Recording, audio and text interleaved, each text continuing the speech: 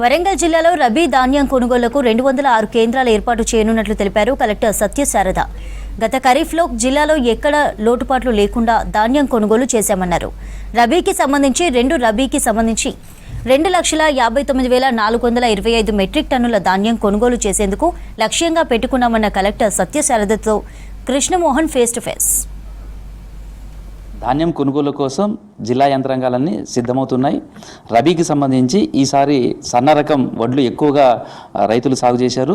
Same టైంలో ఇటు సన్న రకం అటు దొడ్డు రకం రెండు ధాన్యం రకాలైనటువంటి ధాన్యం కొనుగోలుకు సంబంధించి సెంటర్లను ఏర్పాటు చేయడంతో పాటు గత అనుభవాల దృష్ట్యా ఈసారి ఎలాంటి ఇబ్బందులు లేకుండా రైతులకు కావాల్సినటువంటి ఫెసిలిటీస్ అన్నీ కూడా ఆ సెంటర్లో ఏర్పాటు చేయబోతున్నారు. ఈ రబీ సీజన్కి సంబంధించి ప్రధానంగా వరంగల్ జిల్లాలో ఎలాంటి ఏర్పాట్లు జరుగుతున్నాయి, ఎన్ని సెంటర్లను ఏర్పాటు చేయబోతున్నారు, కొనుగోలుకు సంబంధించినటువంటి ఈ కేంద్రాలన్నీ ఎప్పుడు స్టార్ట్ కాబోతున్నాయి మనతో మాట్లాడేందుకు వరంగల్ జిల్లా కలెక్టర్ సత్యశారద ఉన్నారు. ఆమెతో మాట్లాడదాం. మేడం నమస్తే. ఇప్పుడు ఈ రబీకి సంబంధించి రైతులు దాదాపు కోత దశకు వచ్చేసారు. ఇంకో 4-5 రోజుల్లో కోత చేయడం కావచ్చు, ధాన్యం చేతికి వచ్చే పరిస్థితులు ఉంటాయి. ధాన్యం కొనుగోలు సెంటర్కి సంబంధించి ఇప్పటికే మీరు రివ్యూ మీటింగ్లు పెట్టారు. ఎన్ని సెంటర్స్ వరంగల్ జిల్లాలో ఏర్పాటు చేయబోతున్నారు? ఈసారి రబీ సీజన్కి మనకు ఆల్మోస్ట్ 1,00,000 ఎకరాల వరకు ఫార్మర్స్ ప్యాడీ వేశారండి. దీనికి గాను ఎస్టిమేటెడ్ ప్యాడీ వచ్చేసి 2,49,000 మెట్రిక్ టన్స్ ఉంటుంది అనేది ఒక ఎస్టిమేట్ వేస్తున్నారు అగ్రికల్చర్ డిపార్ట్మెంట్ వాళ్ళు. సో దీనికి గాను మనం ఆల్మోస్ట్ 180 ప్యాడీ ప్రొక్యూర్మెంట్ సెంటర్స్ ఏర్పాటు చేస్తున్నాము. ఇప్పుడు మనకి ఏప్రిల్ ఎండింగ్ వరకు మనం కొద్దిగా వెనక వేసాము రైస్ ప్యాడీ, కాబట్టి ఇప్పుడు హార్వెస్ట్ కూడా కొద్దిగా లేట్ ఉంటుంది వరంగల్ డిస్ట్రిక్ట్కి. సో ఏప్రిల్ ఎండింగ్కి వర్ధనపేట్ అండ్ రాయపర్తి మండల్స్లో స్టార్ట్ అవుతుంది. ఫాలోడ్ బై మే 1-2 వీక్స్లో నర్సంపేట్ పికప్ అవుతుంది.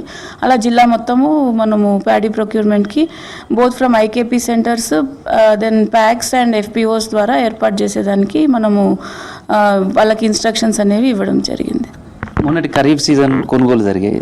దాని తర్వాత మీకు చాలా ఎక్స్పీరియన్స్ వచ్చేసినట్టుంటుంది. ఇప్పుడు రబీకి సంబంధించి ఇంకా సెంటర్స్ పెంచుతున్నారా? మీరు చెప్పినట్టు వరికి సంబంధించినటువంటి సాగు కూడా పెరిగింది, దానికి తగ్గట్టుగా ఎట్లా చేస్తున్నారు? పోయిన ఖరీఫ్ సీజన్లో మనకి almost 2.16 lakh metric tons produce వచ్చింది. సో దానికి 162 సెంటర్స్లో మనము ప్యాడీ ప్రొక్యూర్మెంట్ చేసాము. రైతులు బోనస్ అనేది రావడంతో వాళ్ళు ఇంట్రెస్ట్ చూపించి ఈసారి ఇంకా ఎక్కువ ఎక్స్టెంట్స్లో వేయడం జరిగింది. సో ఇప్పుడు పైగా ఇది సమ్మర్ సీజన్ కాబట్టి ఎక్స్పెక్టేషన్ ఏంటంటే తొందరగా ప్యాడీ డ్రై అవుతుంది అండ్ వెంటనే ఈ ప్రొక్యూర్మెంట్ అనేది క్విక్గా చేసేదానికి ఏర్పాట్లు చేయాల్సిన అవసరం ఉంది.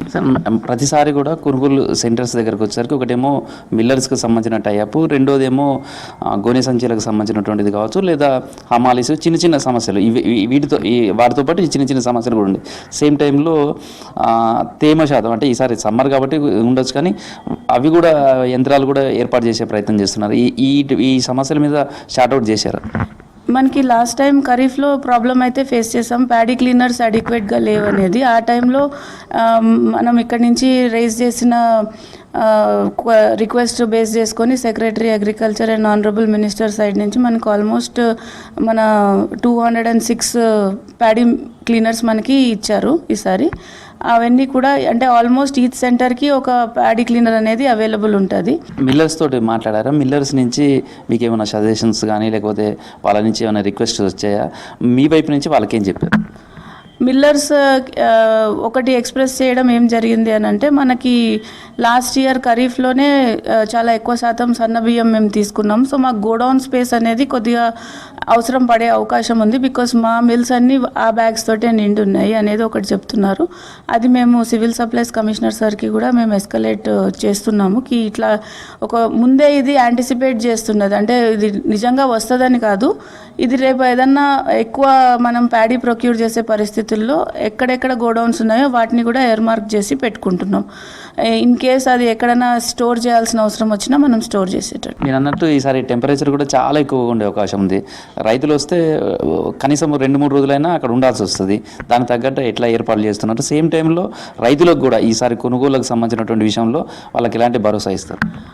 అంటే ఇప్పుడు రైతులు ఫస్ట్ ఆఫ్ ఆల్ అక్కడ మినిమం అష్యూర్డ్ మినిమం ఫెసిలిటీస్ మనమైతే ఏర్పాటు చేస్తున్నాము. ప్రతి దగ్గర చలివేంద్రము ప్లస్ ఏదైనా ఒక టెంట్ లాంటిది వేసి హీట్ని ఫస్ట్ ఆఫ్ ఆల్ వాళ్ళు ఇబ్బంది పడకుండా అక్కడ అరేంజ్మెంట్స్ అనేది ఆల్రెడీ మనం ఇన్స్ట్రక్షన్స్ ఇచ్చాము. సో అకార్డింగ్లీ ఆ పర్టికులర్ విసినిటీలో ఆ అరేంజ్మెంట్స్ ప్లేస్లో ఉంటున్నాయి. అంటే అందరూ కూడా ఈ ప్యాడీ క్లీన్ చేసుకొని అయితే రావాలండి రైతులందరూ. సో అది ఒకసారి క్లీన్ అయిన ప్యాడీ వస్తే వాళ్ళు ఎక్కువసేపు ఆ ప్రొక్యూర్మెంట్ సెంటర్లో ఉండాల్సిన అవసరం ఉండదు. క్విక్గా వాళ్ళది ప్యాడీ ప్రొక్యూర్మెంట్ జరిగి వాళ్ళు వెళ్ళిపోతారు. సో అదే కాకుండా ఇప్పుడు హార్వెస్టర్స్ని తొందర పెట్టకుండా వాళ్ళు ఎంత మినిమం ఆర్పిఎంలో రన్ చేయాలనో ఆ ఆర్పిఎంతో రన్ చేస్తే సగం ట్రాష్ అంతా అందులో వెళ్ళిపోతుంది. సో ఆటోమేటిక్ ఆల్మోస్ట్ 70% ప్యాడీ అక్కడే క్లీన్ అవుతుంది.